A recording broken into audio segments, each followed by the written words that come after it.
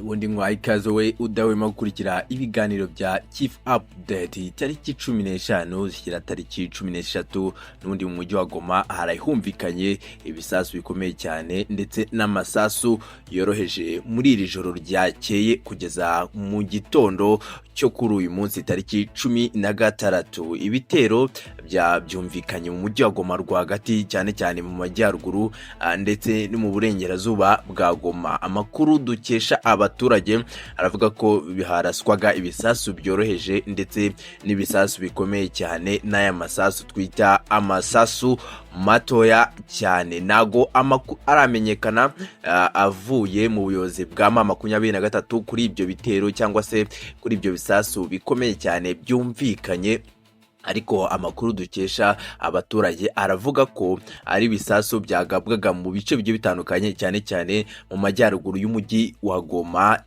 Umuntu akibaza niba ari leta ya Repubulika na Demokarasi ya Kongo cyangwa se Wazalendo zari zongeye kugaba ibitero nk'uko zabivuze mu minsi yashize, nubwo umuyobozi wa Wazalendo Willy Mishita ureka kubivuga yahise yirukanwa. Ariko mbere yuko dukomeza inkuru, niba ari ubwa mbere usanzwe kuri mu Rwanda, reba ngo nitse subscribe ukandeho ukande kuri like kugira ngo tubane nawe mu makuru yacu arambuye.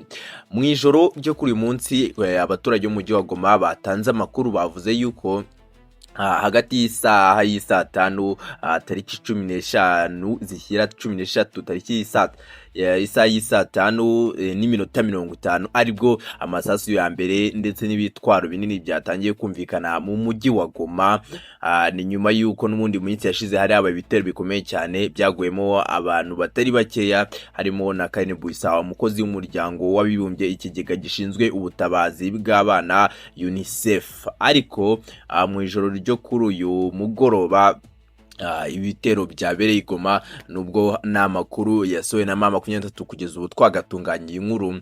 Amakuru dukesha abaturage aravuga ko cyane cyane ibitero byaberaga by'amasasu yumvikanaga muri Keshero rero na Mugunga, ariko nanone na Saserika rero humvikanye ibisasu bikomeye cyane ndetse n'amasasu matoya cyane. Abaturage batanze amakuru bavuze ko baraye mu bwoba butoroheje kubera ko baraye bafite ubwoba batasinziriye kubera ibyo bisasu byakomeje kumvikana mu mujyi wa Goma, nubwo abaturage benshi batigeze bamenya aho ibisasu byavaga cyane cyane mu gace ka Keshero na Mugunga. Ariko mu majyaruguru n'undi y'umujyi wa Goma ho ngo ibisasu byajije ku isaha y'isa 9 bitandukanye cyane no mu bindi bice.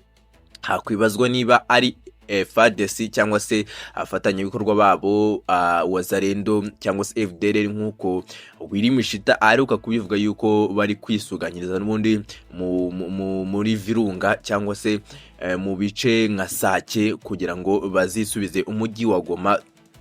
Gusa leta iheruka kubitero twatsi, ariko ihita inirukana umudepite umusenateri uhagarariye Wazalendo mu gace n'ubundi kawarikare Willy Mishita, wari watangaje yuko Wazalendo FDLR na FARDC bari kwisuganyiriza mu birunga bya Virunga kugira ngo bazigarure umujyi wa Goma. Gusa ibisasu n'undi byakomeje kumvikana, ibisasu bitari byoroshye abe na gato kubera ko ngo ni ibisasu nibura byatewe amasaha agera kuri 4 yose yikurikiranyije.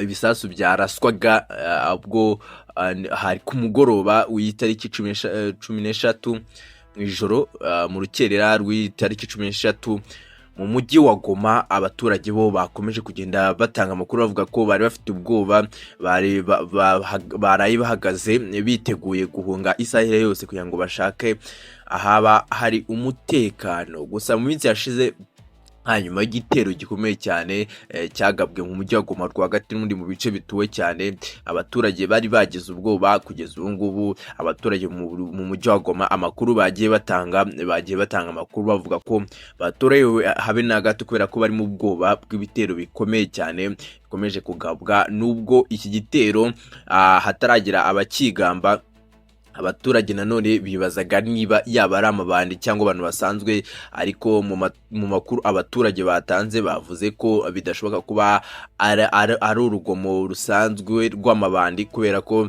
hakoreshwagamo imbunda nini cyane ndetse n'intoya, cyane cyane muri Keshero ndetse na Mugunga. Reka nkubwire ngo mu mujyi wa Goma n'ubundi mu minsi yashize hakomeje kuba ibitero by'urukurikirane, cyane cyane bivugwa ko bitegurwa na Wazalendo ndetse na FARDC ngo iri kwisuganyiriza mu birunga bya Nyiragongo kugira ngo izigarurire uyu mujyi wa Goma. Nta makuru arambuye cyangwa se itangazo rirasorwa na leta ya M23 cyangwa se abarwanyi ba AFC M23 kuri ibi bitero, ariko n'ubundi mu gihe tugikurikirana aya makuru turaza kuyakugezaho nirisohoka, cyangwa se andi makuru kuri iki gitero nta nubwo harasohoka umubare nibura wababa baguye muri iki gitero cyangwa se ibyangirikiye muri iki gitero. Ayo makuru yose nituza kuyamenya turaza kuyakugezaho mu buryo burambuye. Kugeza ubu ngubu twari tunganyaga inkuru, nta makuru arambuye twari twakagira cyangwa se itangazo rya M23